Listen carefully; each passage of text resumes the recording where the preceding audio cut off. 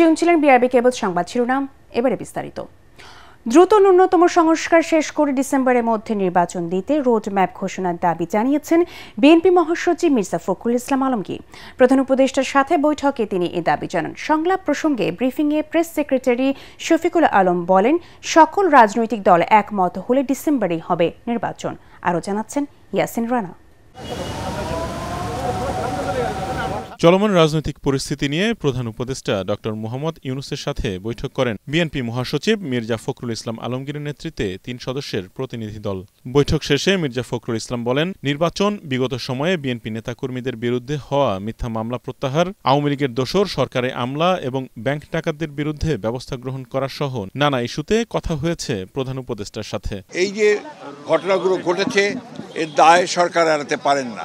এই জন্যে যে সরকারের বিভিন্ন যে প্রতিষ্ঠানগুলো আছে, বিভিন্ন যে বাহিনীগুলো আছে, তাদের সামনেই এই ঘটনাগুলো একের পর এক ঘটেছে। আমরা প্রশাসনে যে সমস্ত ব্যক্তি এখনও যারা দোষর ছিলেন ফ্যাসিবাদের এবং যারা ক্ষতিগ্রস্ত করেছেন বাংলাদেশকে সামগ্রিকভাবে, তাদেরকে আইনের আওতায় আনার জন্য এবং একই সঙ্গে তাদেরকে প্রশাসন থেকে সরিয়ে দেওয়ার কথা আমরা বলছি। দ্রুত সংস্কার শেষে নির্বাচনী রোডম্যাপ ঘোষণার জন্য প্রধান উপদেষ্টাকে তাগিদ দিয়েছে বিএনপি। তবে জাতীয় নির্বাচনের আগে স্থানীয় সরকার নির্বাচন চায় না বলে জানান দলটির মহাসচিব। প্রধান উপদেষ্টা এবং তার সঙ্গে যারা ছিলেন তারা আমাদেরকে আশ্বস্ত করেছেন যে অতি দ্রুত তারা নির্বাচনের ব্যবস্থা করছেন এবং তিনি বলেছেন যে ডিসেম্বরের মধ্যে তিনি নির্বাচনের ব্যবস্থা করার জন্য তারা কাজ করছেন।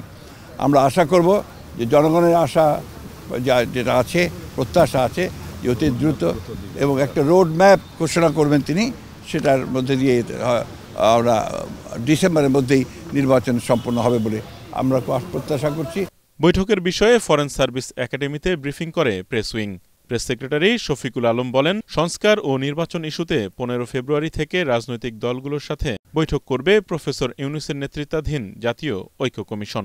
সমস্ত পার্টি মিলে বলে যে না আমরা ডিসেম্বরেই চাই, তো সেক্ষেত্রে সেটা উনি তো বলেছেন, ওনার এমন না যে উনি একটা জায়গায় স্টিক করে আছেন যে না আমি জুনেই করব, এরকম তো আর উনি বলেন না। এটা হচ্ছে পলিটিক্যাল পার্টিগুলো কি এক্সপেকটেশন, তারা কি চায় সেটার উপরেই মূলত এটা ডিপেন্ড করবে। অপারেশন ডেভিল হান্টে কেউ হয়রানির শিকার হবে না বলেও জানান প্রেস সেক্রেটারি। যারা আইন হাতে তুলে নিয়েছিলেন, যারা ক্রাইম করেছেন, যারা এই জুলাই গণহত্যার সাথে জড়িত, আরও আগে যারা গুম খুনের সাথে জড়িত, করাপশনে, তাদের তো বিচার হবে। কিন্তু বাংলাদেশের ভাস্ট মেজরিটি মানুষ তারা আসলে শান্তিপূর্ণ একটা পলিটিক্স করতে চান। আমরা চাই সেই পলিটিক্সের পরিবেশটা শুরু হোক।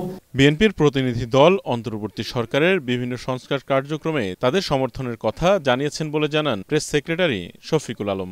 তারা বলেছেন আপনারা রিফর্ম করবেন, এটা আমরা চাই। আমরা সব কমিশনের প্রস্তাবনা দিয়েছি, আমরা আপনাদের সাথে আছি।